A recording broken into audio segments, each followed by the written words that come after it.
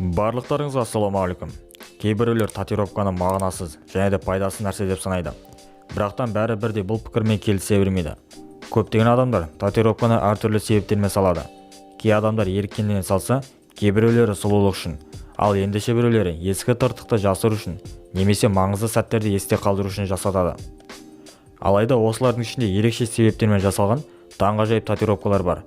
Сондықтан олар әдемі тағылған көптеген әшекейлерге қарағанда жарасымды және де мағыналы болып келеді. Бұл шығарылымда сіздер білмейтін таңғажайып мағынасы бар керемет тату суреттері туралы қызықты және де ерекше мәліметтерді білетін боласыздар.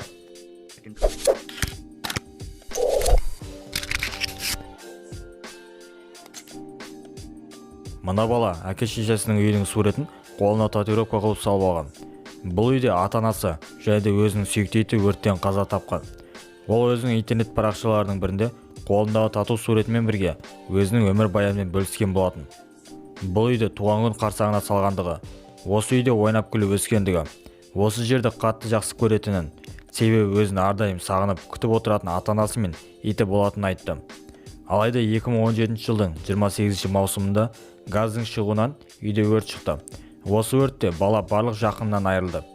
Автор өзінің осы оқиғасын бөлісу арқылы адамдардың мейірімін келтіру емес, өзі секілді жағдайға түсіп қалған адамдарды қолдап, олар жалғыз емес екендігін білдіру деді. Мына қыздың татуы 2016 жылдың 15 желтоқсанында қаза тапқан әкесінің құрметіне салынған.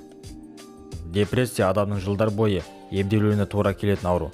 Алайда депрессиямен ауырғанда сол адам ғана емес, оның қасындағы адамға да қиын. Мына жігіт қолындағы татуы арқылы өзінің депрессияға түсіп қалған әйелін қолдап, қасында болатынын көрсетуге тырысты. Әкесі өзінің қызын қолдау мақсатында тыңдау құрылғысына тату істеткен. Анасы қаза тапқан соң, мына жігіт күнде анасы қалдырып кететін жазбаларының бірін тату қылып түсірген. Мына әке өзінің ракпен ауыратын баласын қолдау мақсатында шрам түріндегі тату салдырды. Баласы қаза тапқанда 1 жыл өткен соң, күлкісінің даусын жүрегінің тұсына тату қылып түсірді. Осы арқылы әрдайым жүрегінде болатынын көрсетті. Әкесі бақилық болған соң, бітіру кеш альбомының соңында жазып қалдырған "Мен сені әрдайым мақтан тұтам" деген сөзін тату қылып түсірді. Мына әйелдің жүрегін ауыстырған соң, өзіне жүрек пішіні тату салдырды. Мына бір керемет бірінші әрі соңғы тату. Бақилық болған бауырына арнап салынған. Мына қыз дүниеге келген кезде, әкесі оған арнап шығарған өлеңін тату қылып түсірді. Мына жігіт екінші дүниежүзілік әскери формасында жер шарын көтеріп тұрған тату арқылы атасын таңғалдырды. Мына татуировкада биіктігі 50 метрлі жоғарыға шығып жатқанда қаза тапқан досының құрметіне салынған.